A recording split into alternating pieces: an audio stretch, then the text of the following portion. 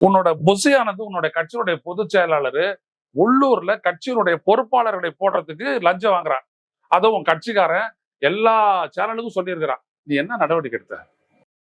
ஏன் வேடிக்கை பார்த்த? ஏன்னா பிளாக்ல டிக்கெட் விற்கிறது தான் வந்துட்டு உன்னுடைய கட்சியினுடைய அடிப்படை தொழில, குடிசை தொழில் மாதிரி. அந்த அடிப்புல தான் ஹீரோயிசமே வளருது. அவ்வளவுதான் ஹீரோயிசமே வளருது, அவ்வளவுதான். ரெண்டாவது ஒரு கல்ட்டு, விஜய் அப்படின்றதே சொல்லிக்கிட்டு என்னைக்காச்சும் நீ கட்சிக்காரரை சந்திச்சிருக்கிறேன். இப்ப அந்த உட்கார்ந்துட்டு இருக்கிறாங்களா அவங்களை யாரையாவது உனக்கு தெரியுமா? செங்கோட்டையனை விட்டுரு, மற்றபடி எல்லாரும் விட்டுரு. இல்ல கிடையாது, நாஞ்சில் சம்பத் அந்த மேடையில இல்ல. நாஞ்சில் சம்பத் கேட்கலையா கட்சி நின்னா ஜெயிக்க மாட்டாரு அவரு? எந்த கட்சியிலுமே நின்னதுல இருக்காரா? இல்ல நான் என்ன கேக்குறேன்னா, நீ நிறுத்தணும்ல. மத்தவங்க நிக்கிறாரு நிக்கல, தெரிஞ்ச முகங்களே அவ்வளவுதான். அதுல நிறுத்தலாம் இல்ல நீ அவரை? எதுவுமே கிடையாது. இவரை பொறுத்த வரைக்கும் ஒன்னே ஒண்ணுதாங்க. இவர் ஒரு கட்சி ஆரம்பிச்சிட்டாரு. இவர் எதிர்பார்த்த மாதிரி வந்துட்டு பணம் எல்லாம் வந்துட்டு குவியல, எல்லாம் முடிஞ்சு போச்சு. அது ஒரு ஜனம் செலவு பண்றான், வச்சு அரைக்கிறாரு, அவ்வளவுதான். வேற எதுவுமே கிடையாது. ஜெயிக்கணும்ன்ற ஒரு நம்பிக்கை எல்லாம் இருந்ததுன்னா பெரம்பூர்ல ஏன் நிக்கிற நீ?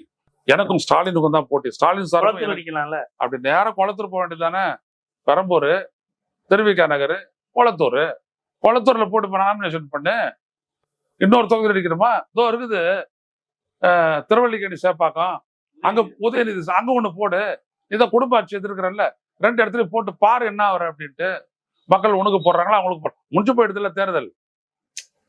அப்ப அந்த அளவுக்கு சேஃபா பார்த்துட்டு இருக்கிற, சரி பெரம்பூர்ல நிக்கிற, அந்த இடத்துல உன் கட்சியினுடைய கொடி குச்சி ஏதாவது ஒண்ணு இருக்குதா? அமைப்பு இருக்குதா? எதுவுமே இல்லை. எல்லாம் ஏமாத்து. எல்லாம் இந்த ஊடகத்துல வச்சுக்கிட்டு அந்த பிரம்மாண்டமா காட்டிட்டு அதன் மூலமா மக்களை ஏமாத்தலான்னு நினைக்கக்கூடிய ஒரு சாதாரண ஸ்ட்ராட்டஜிக் தாட்ஸ் தான் இருக்கலாம், வேற எதுவுமே கிடையாது. ஆமா. அப்புறம் வந்துட்டு தமிழருக்கே வேலை கொடுப்பேன். திருப்பரங்குன்ற பிரச்சனை தமிழனுடைய பிரச்சனை. ஆமா, தமிழருக்கான அதுக்கு வரல. உன் வேட்பாளர் ஒருத்தனை வந்துட்டு திருப்பரங்குன்றத்துல போடுறிய நிர்மல் குமார், அவன் RSS காரன்.